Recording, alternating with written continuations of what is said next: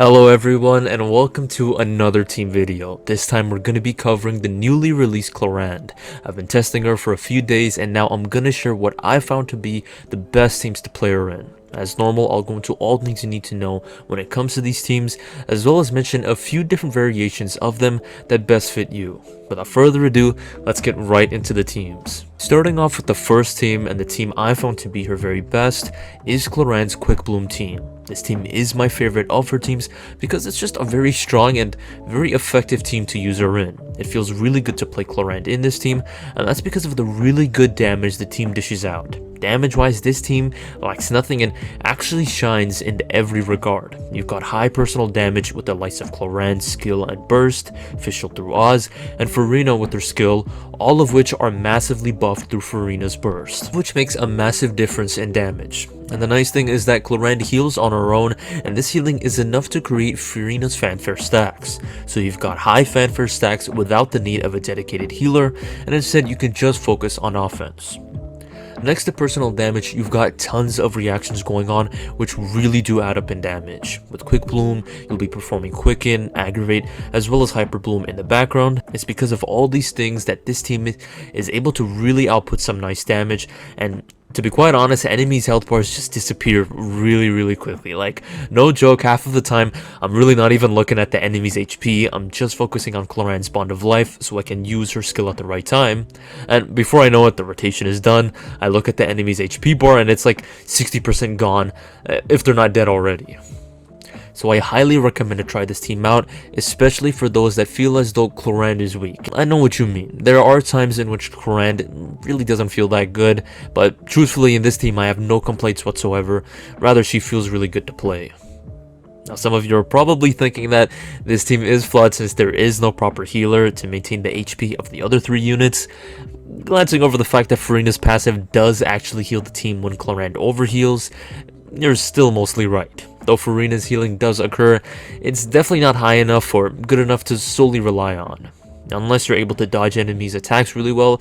If you're able to do this, then you'll for the most part be well, but nevertheless, for a more safe and reliable setup, you can sub in healers like Yao Yao or Baiju for Nahida, or replace Kazo with Jean or Bennett. For specific shielders, there's Zhongli, who if you use, be sure to run either for Tenacity of the Millilith or Archaic Petra. Then Kirara and Beidou. Beidou would replace Fischl, but I'd for the most part advise against replacing Fischl unless you're in a multi-target situation, and even then you're probably still better off going with Fischl. The reason why is that Fischl is legitimately broken in dendro teams. She's basically a 5-star in disguise. This is because of her constant damage and use of virtually no field time, but especially this passive talent that nets you a lot of damage. So you're best to just act as the Clorinde is basically taped to Fischl, that wherever Clorinde goes, Fischl follows. Now, speaking of Beidou, let's get into the free-to-play version of this team. Now, I will admit that Furina is a very important part to this team, and unfortunately, you're not going to be able to recreate Furina's fanfare stacks with another 4-star. But you can still make a team that works. An example is this setup. Here you still have the hard hitters of Clorinde and Fischl with Xingqiu and the Dendro Traveler, who himself is a very good Dendro unit. Other than the Traveler, you can play Kale as well as any other of the Dendro units I've mentioned if you have them. For Xingqiu, there's Candice as long as she's C6. Now for the second team, it is Aggravate. This team is similar to the first since it also feels really good to play. The best way I can describe this team is that it's your classic or typical high DPS team. Here you don't have to worry about Furina's HP drain or anything akin to that. You can just focus on damage without much worry for survivability. Here your main focus is to trigger Aggravate, which is very easy to do with Clorinde, given the high electric she applies to enemies. This on its own is great, but then with Fischl and her broken passive, it's constantly being triggered, causing for some high and consistent damage numbers. Numbers of which you can actually tell. They're not going to be hidden behind 10 different reactions going on, and I should mention that this team doesn't deal as much reaction damage as the first, but what it lacks in reaction damage, it makes up in personal damage. Especially if you play Kazuha right and Swirl Electro. With the presence of Dendro, this can be a bit of a challenge, but as long as you make sure Oz is always active, it's really no problem. But a big pro of aggravate is that you have a lot of flexibility in building your team.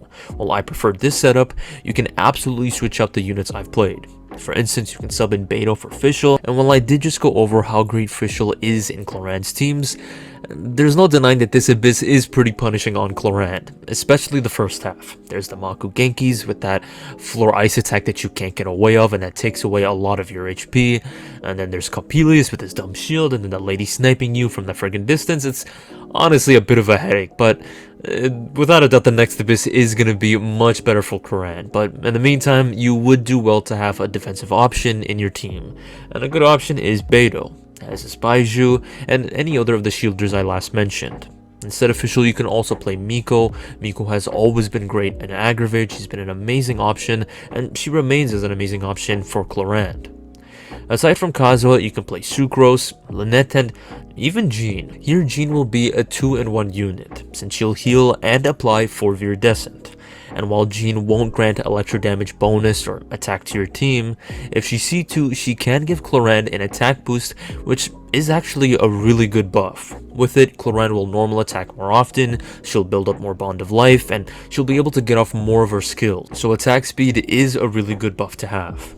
On the topic of speed, a really unorthodox but honestly kind of broken option is Yunjin with 4 Archaic Petra. Now yes, what I just said might sound cursed, but when you really think about it, it's actually kind of broken. On her own, Yunjin will massively buff Clorind's normal attacks, making her DPS output much higher than before. If she's C6, she'll also give the added bonus of attack speed, which as we just went through is a really good buff to give Clorind. And on top of all this, if Clorind has 4 Archaic Petra and picks up an Electro Crystallized Shard, which is pretty easy to do, Yunjin will give Clorind a big 35% electro damage increase. So in this setup, Yunjin is a massive buffer. And now with this, I'm definitely not saying that she's better than, say, Kazuha or the other buffers, but no doubt in this build, she becomes a very good option. Now with this covered, let's quickly get into the free-to-play variations of this team. This would essentially be the best version of the free-to-play team, and I will say, being completely honest, it's actually really good. While I may be playing Nahida and all these other 5-stars that I'm using, this team is still very good, such that the difference of the teams I've been playing and the difference of this team is really not that much. Let's now get into the third team, which moves away from Dendro but still remains as a remarkably strong team. This team did surprise me because many do speak of Clorind as being solely locked to Dendro reactions. They say that she's just meant to be a driver of reactions, and on some parts they are partly true, but there are definitely teams in which Clorind shines in that aren't Dendro related. A prime example is overvape Clorind. This team really surprised me. I did not expect for this team to perform so well, and in fact I actually got a 1 clear rotation against the Maku Genkis. Now it's definitely possible that perhaps my grouping was just better, or maybe I got lucky with my crit hits, but there's no doubt that this team is on its own very good. With overvape, you'll be performing Vaporize, Overloaded, and if I'm not mistaken, Taser, which to no surprise, in the duration of an entire battle, this amounts to a lot of damage. Then making use of Farina and of her great synergy with Clorind, Farina takes this team to the next level by significantly buffing Xiangling, Clorind, and herself. The same is the case for Benny. He's going to give Clorind and Xiangling massive amounts of attack, allowing them to hit a high range of DPS. Now that I think about it, I'm unsure as for whether this is my favorite team or the quickbloom is, but no doubt that this is my favorite non-Dendro team. And as such, I would highly recommend to try this team if you want to recreate the strength of the first team while still having survivability, but not at the cost of your DPS. As for different setups, the nice thing about this team is that half of it is already made up of easily attainable 4-stars. Really, the only one unit that you may need to change is the Hydro unit, but I'm glad to say that as amazing as Farina is, she's not mandatory in this team. I've tested out the teams of Yelan and Xingqiu, and honestly they still performed really well. They didn't quite achieve the 1 rotation as the Farina variation did, but certainly was close to. Now for the last team, which is an honorable mention, it is Chevreuse's overloaded team. So when I tested this team, I actually tested 2 variations of it, one with Bennett and one with Xiangling. Now the Bennett variation did fairly well. It wasn't as good as I expected, but honestly this likely has to do with the passive talents of Clorinde's, which, to put it simply, enables for her attack to directly buff her damage output. However, this attack that results in a direct damage increase does have a limit, which is easily achieved with Bennett's burst. So while Bennett is good for Clorinde, he's not as good as he would be. So to fix this, I benched Benny and played Xiangling, and the team did do a good bit better. Better enough for me to recommend this setup over the Bennett variation. Well everyone, these are all the teams I have for you today. I hope you tried these teams out and enjoy them, and please let me know what you think of these teams, as well as what teams you've already been playing Clorinde in. Please let me know these things in the comments, and with that, thank you all for watching, take care, thank you all for watching once again.